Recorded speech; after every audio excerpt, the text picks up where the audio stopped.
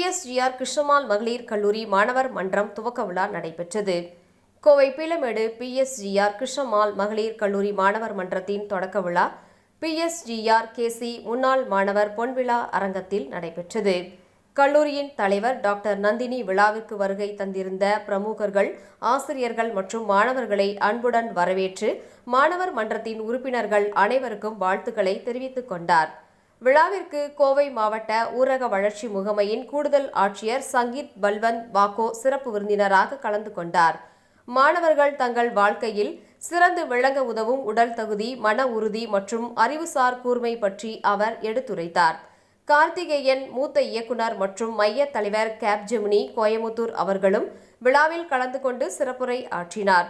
செயற்கை நுண்ணறிவு சகாப்தத்தில் மாற்றம் மற்றும் புதுமைகளை இயக்குவதில் இளைஞர்களின் பங்களிப்பை அவர் வலியுறுத்தினார்.